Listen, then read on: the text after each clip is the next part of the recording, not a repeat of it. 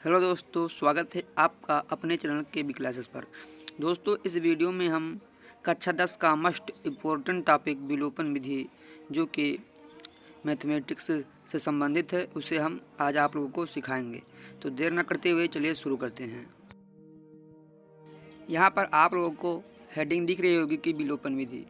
तो विलोपन विधि में हमें दो समीकरण दिए हुए होते हैं। क्या दिए होते हैं? दो समीकरण दिए हुए होते हैं। हमें विलोपन विधि में दो समीकरण दिए हुए होते हैं। आप लोगों को उदाहरण में दिख रहा होगा पहला, जैसे x प्लस वाई बराबर 2 और दूसरा समीकरण दिया होगा x प्लस वाई बराबर 6। तो इन दोनों समीकरणों को हमें विलोपन विधि से हल करना है। इन समीकरणों को हम हल करना आप लोगों को आगे वीडियो में सिखाएंगे। तो चलिए हम अगले हेडिंग पर चलते हैं। आप लोगों को हम सब कुछ डिटेल में समझा देंगे। उसके बाद हम आप लोगों को क्वेश्चन को हल कराना सिखाएंगे, जिससे कि आप लोगों को सब कुछ बढ़िया से समझ में आ जाएगा। तो चलिए हम अगले पॉइंट पर बढ़ते हैं। अगला पॉइंट है कि विलोपन विधि में हमें चर संख्या को दूसरे समीकरण के चर संख्या से बराबर करके भाग देना होता है। अर्थात हमें दो समीकरण दिए होंगे, उन दोनों समीकरणों को हमें आपस में बराबर कर लेना होगा और उसके बाद हमें भाग देना होगा, जिससे हमें x या y का मान मिल जाएगा। तो चलिए हम अगले हेडिंग पर आते हैं।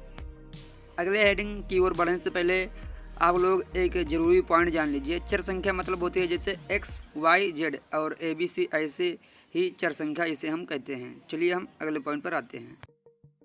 अगला पॉइंट है कि भाग देने से हमें x या y का मान मिल जाता है।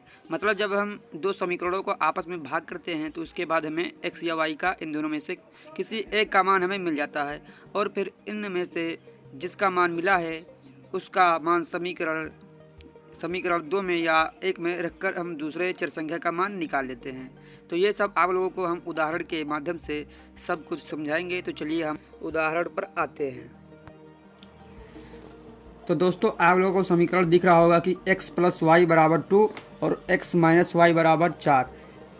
मैंने ये समीकरण काफ़ी आसान वाला लिया है ताकि आप लोग को सब कुछ बढ़िया से समझ में जाए। तो विलोपन विधि में हमें इन दो समीकरणों को भाग विधि द्वारा हल करना होता है। तो विलोपन विधि में हमें देखना होता है कि क्या x पद के बराबर है या y पद के बराबर है। तो हम सबसे पहले इसे भाग विधि के रूप में लिख लेते हैं। तो भाग विधि के रूप में लिखने के लिए हमें इसको ऐसे व्यवस्थित करना होता है। तो यहाँ पर लिखेंगे हम हल और यहाँ पर शुरू करते हैं। तो यहाँ पर है x plus Y equal to 2, ये समीकरण हमारा एक हो गया। और एक है ये x माइनस के y इक्वल टू 4। इस तरह हमें इसे व्यवस्थित कर लेना होता है और उसके बाद हमें यहाँ पर ऐसी एक रेखा खींच देनी होती है। तो हमने आप लोगों को वीडियो में पहले बताया है कि हमें देखना होता है कि क्या x पद के बराबर है। तो यहाँ पर हाँ, हमें दिख रहा है कि x पद के बराबर है और y पद के बराबर है। तो हमें यहाँ पर लिखना होता है घटाने पर। तो यहाँ पर हम लिख देते हैं कि घटाने पर लिखने से चिन्ह का मान बदल जाता है। तो आप लोगों को पता होगा कि यहाँ पर इस प्लस ये x है जो प्लस का x है और ये भी x प्लस का x है, क्योंकि यहाँ पर हमें प्लस का चिन्ह दर्शाया नहीं जाता है और माइनस का चिन्ह दर्शाया जाता है, इसलिए यहाँ पर माइनस हो जाएगा। और ये माइनस का है, ये प्लस का हो जाएगा। और यहाँ पर भी प्लस का चिन्ह रहता था तो यहाँ पर ये माइनस हो जाएगा। तो आप लोग देखेंगे कि ये प्लस का x और ये माइनस का x क्या होता है, कट जाता है। तो इसे हम ऐसे यहाँ से काट देते हैं। और ये आप लोगों को देखेंगे कि आप लोगों को ये चिन्ह आप लोगों को नहीं लेना है। ये चिन्ह आप लोगों को नहीं लेना है, हमें सिर्फ ये चिन्ह और ये चिन्ह हमें इन दोनों चिन्हों को देखना है। तो प्लस प्लस हमारा होता है प्लस, तो y हो जाएगा 2y। और ये 2 और 4, प्लस का 2 और माइनस का 4, तो ये हो जाएगा माइनस का 2। तो हम वहाँ पर लिखते हैं कि y बराबर माइनस का 2 और ये गुणे में है, इधर ले जाएंगे तो हो जाएगा बटे में। तो इसे हम ऐसे काट देंगे तो y बराबर हमारा क्या आ जाएगा, माइनस का 1 आ जाएगा। तो इतना आप लोगों को समझ में आ गया होगा। चलिए हम इसका मान समीकरण 1 या 2 में। तो प्यारे दोस्तों, यहाँ पर हमें लिखना होता है कि y का मान समीकरण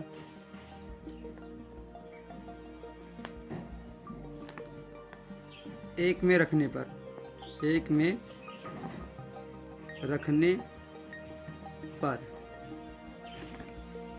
आप चाहे y का मान समीकरण 1 में रख दें या 2 में रख दें, मान सदैव बराबर ही आता है। तो समीकरण 1 है हमारा x प्लस के y इक्वल टू 2 और y का मान हमारे पास है x, ये प्लस का है और ये y का मान है हमारे पास माइनस का है बराबर 2। तो प्लस माइनस हमारा होता है माइनस, तो प्लस माइनस माइनस तो हम यहाँ पर माइनस लेंगे, तो ये हो जाएगा माइनस का 1 इक्वल टू 2। तो x बराबर क्या आ जाएगा 2, ये एक माइनस का है इधर जाएगा तो ये हो जाएगा प्लस का 1, तो x बराबर आ जाएगा हमारे पास 3। तो प्यारे दोस्तों यहाँ पर हमारा x का मान 3 आया है और y का मान हमारे पास आया है माइनस का 1। चलिए दोस्तों हम अगले उदाहरण पर आप लोगों को और बढ़िया से सब कुछ डिटेल में समझाते हैं। तो प्यारे दोस्तों अगले उदाहरण को और बढ़ने से पहले मैं बता दूं कि अगले वीडियो में हम प्लस माइनस जो कि होता है ये सब हम आप लोगों को अगले वीडियो में बताएंगे। ये प्लस माइनस का जो खेल है काफ़ी आप लोगों को आगे मदद करेगा, तो इसके लिए हमारे चैनल को सब्सक्राइब कीजिए ताकि इस वीडियो का नोटिफिकेशन सबसे पहले प्राप्त हो। चलिए हम वीडियो में आगे बढ़ते हैं। तो दोस्तों आप लोगों को यहाँ पर दूसरा समीकरण दिख रहा होगा कि 2x + 4y बराबर 8 और 4x + 6y बराबर 16। इसे हमने पहले ही हल कर लिया है ताकि हमारी वीडियो लंबी ना हो। तो चलिए हम इस क्वेश्चन को आप लोगों को समझा देते हैं। तो इसे हमें सबसे पहले एक पद को एक पद के बराबर करना होता है, जैसे कि हमने आप लोगों को पहले वीडियो में बता दिया है। तो हमने इसको पहले समीकरण को 4 से गुणा किया, ताकि 4 दूनी 8 होता है और 2 चौके 8 होता है। मैं आप लोगों को यहाँ पर एक ट्रिक बता देता हूँ। हमें दूसरे पद की संख्या को, जैसे 4 है, अगर हम 4 को 2 से गुणा कर देंगे तो 8 आ जाएगा और 2 को 4 से गुणा कर देंगे तो 8 आ जाएगा। तो आप लोग, उम्मीद है आप लोगों को समझ में आया होगा।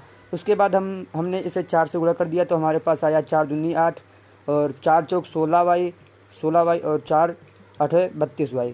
उसके बाद दूसरे समीकरण को जब हमने 2 से गुणा किया तो आया 4 दूनी 8y, 6 दूनी 12y और 16 दूना 32y। उसके बाद हमने लिखा घटाने पर, तो घटाने पर लिखने से चिन्ह क्या होता है, बदल जाता है। तो ये प्लस का 8x था, यहाँ पर माइनस का 8x हो गया। ये प्लस का 12y था, यहाँ पर माइनस का 12y हो गया। और ये प्लस का 32 हो गया था तो ये माइनस का 32 हो गया। तो प्लस माइनस हमारा माइनस होता है, तो 8x से 8x हमारा कट गया। और 16y प्लस का है और 12y हमारा माइनस का है, तो प्लस माइनस माइनस होता है। तो 16 में से 12 गई तो हमारे पास कितना बचा, 4 बचा। और 32 में से 32 गई, क्योंकि प्लस का 32 माइनस का 32, तो 32 में से 32 गई तो यहाँ पर हमारे पास 0 बचा। तो y का मान हमारे पास निकल के आया 0, क्योंकि 4 यहाँ पर गुणे में था, इधर गया तो भाग में हो गया। तो y का मान हमारे पास क्या आ गया, 0 आ गया। और यहाँ पर हम लिखते हैं कि y का मान समीकरण 1 में रखने पर, तो y का मान जब हमने समीकरण 1 में रखा तो हमारा समीकरण क्या है, एक 2x + 4y। हमारा समीकरण यहाँ पर आप लोग को दिख रहा होगा कि समीकरण 1 है 2x + 4y = 8।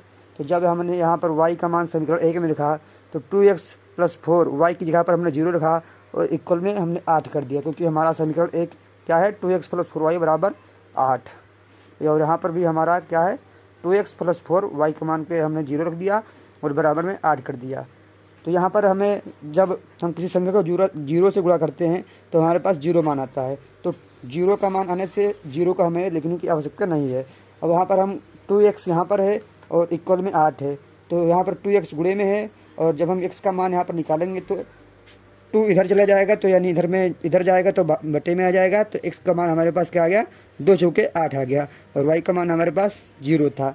तो यहाँ पर हमारा x और y का मान इस तरह से प्राप्त हुआ। तो उम्मीद है आप लोगों को इतना सब कुछ डिटेल से हमने बताया है, तो आप लोगों को वीडियो पर मेरी समझ में आ गई होगी। तो मिलते हैं अगली वीडियो में, तब तक के लिए धन्यवाद।